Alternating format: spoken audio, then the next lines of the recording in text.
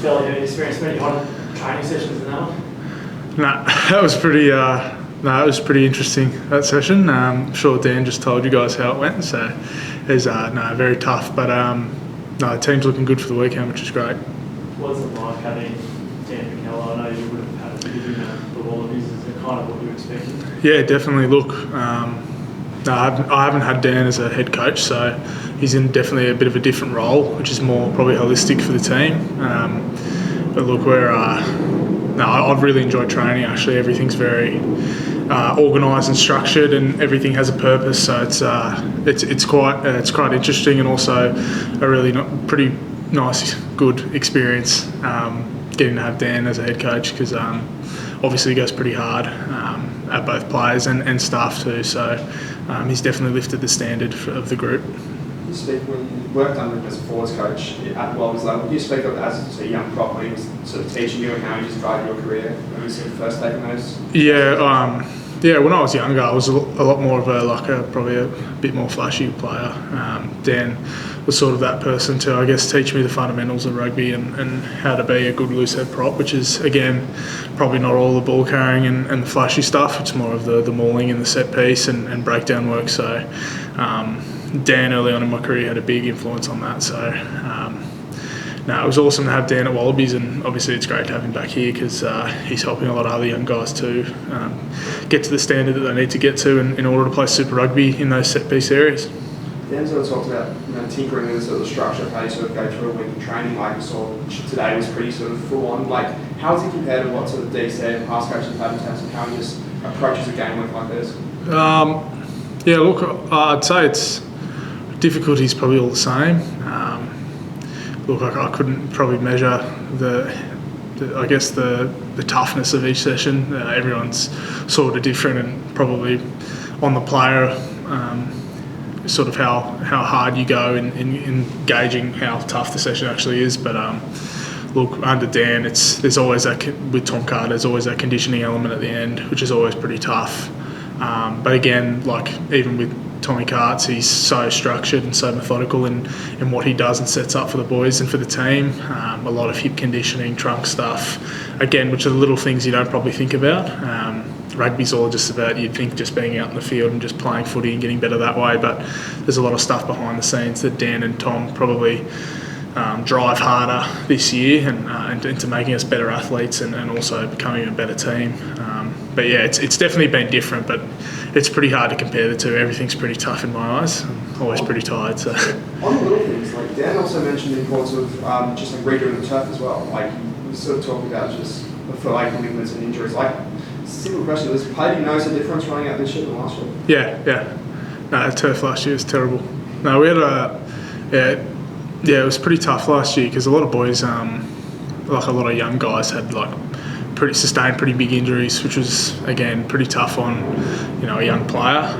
Obviously, I've been through my injuries as well, and yeah, my body didn't like that field, but now it's a lot better, which is good. And as I said before, it's important to have a good training field.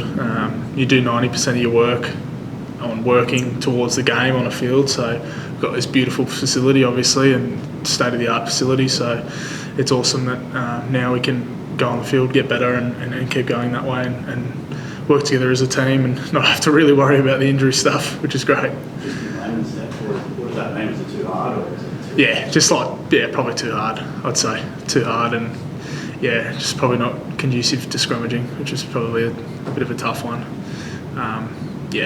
It's a lot better now, which is great. Well, you're not one to get too overexcited, but when you run around the field and you look at some of the players you've got now with Suala, Taniela, Isaac, got Wallabies that have come into the program, does that excite you about the potential of this team? Yeah, of course. Look, I was saying before that a lot of these players are those sort of X-factor players, but that's the best thing about Dan and what he brings. Dan's huge on our fundamentals and trying to challenge us as players coming back into the side to again lift the standard around the field, but also drive those fundamentals and show that, you know, as leaders or as people that are coming back into a program from Test match footy, it's about pushing the envelope of our I guess our standards and those fundamentals around rugby. Again, like, we know what Joseph Suwali can do. We know what, you know, Taniela can do in scrums and around the field. So Dan's big on, you know, bringing our X factor. He's never going to shut us down, and that's what he said to me when I first came back in. Is like, oh, we know what you bring to the table as a prop, but like, I don't want you to forget that. But also, we're going to work pretty hard on the things that you're not so good at, and trust me, there's a lot. So rugby's never perfect. So yeah, it's been an awesome transition back in, and I know those boys, being really close to them, they're loving it as well, which is awesome. Like, having a good environment and blokes enjoying their footy and enjoying the time together is a massive part of it too. And you sense that with those Rebels guys who obviously went through something pretty, you know, yeah. upsetting last year. Yeah, definitely. They love it. Big Nella's moved in up the road, and Isaac's moved in with his partner too. So we've been around, done the rounds around all the houses. No, they're very settled and comfortable, which is awesome. And being really close to both those guys too, and a few of the other boys like Rob Leota and stuff. It's they've got a great support network here, and a lot of players that have been at the Tahs for years. We did play in Melbourne with them, and obviously I've played a lot of the boys here played a lot of Wallaby stuff with them too. So look, they're at home. Their families are really well looked after, and they're enjoying Sydney. Sydney's a great spot, so it's not the end of the world. They've got beaches everywhere, which is awesome, and they've got young families too, so they're just loving it. And I reckon that's the best thing about Sydney and what we've got as a club at the moment, is that, like, I think everyone's really enjoying their time away from footy, and also, you know, here we have a lot of fun, which is good. There was a bit of a revolving door in the front row last year, like Taniela coming in. What can you guys do as a prop duo? I'm not too sure. We'll eat a lot of food.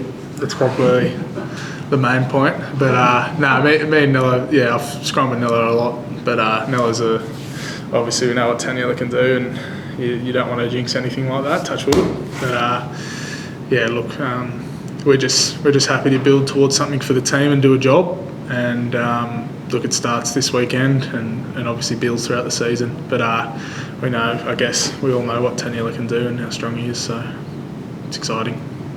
Either way, last season went for you, the prospect of being out played full season, it must be really exciting. Yeah, definitely. Look, I haven't played a full season of footy here in 2 years. Played one game year before last and 4 games last year, so it's been a tough old ride here at the Tahs, but again, I'm super excited to be back. I love playing for the Tahs. It's where I'm born, it's my home, it's where my father played, and it's where I've played all my footy. So, look, I'm just excited to put one foot in front of the other this year. And look, I'm not looking too far ahead. I just want to make sure this weekend we get a performance as a team and as a collective that we're happy with. And again, we build on that because we know it's not going to be perfect. But look, I'm super excited for this year, definitely. Is the way things went last year something that motivates this group, or is Dan trying to, is it a clean slate, I guess?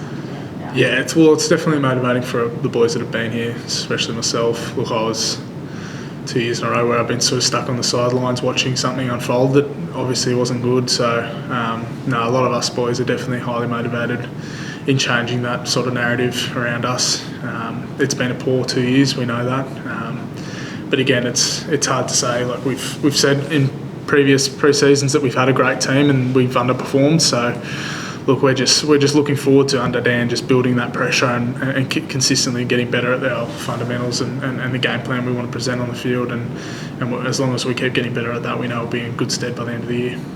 Just on Palms, imagine you were done a bit under in qualities, but they had you happy as well. What's the part of it? Oh, it's a funny story actually. Palms is actually my first scrum coach when I was at school. So Palms had come down from Canberra when I was about 16 years of age, and he'd come and coach me because I couldn't get coached by my dad because we'd fight. So no, Palms, I've known Palms since he was playing.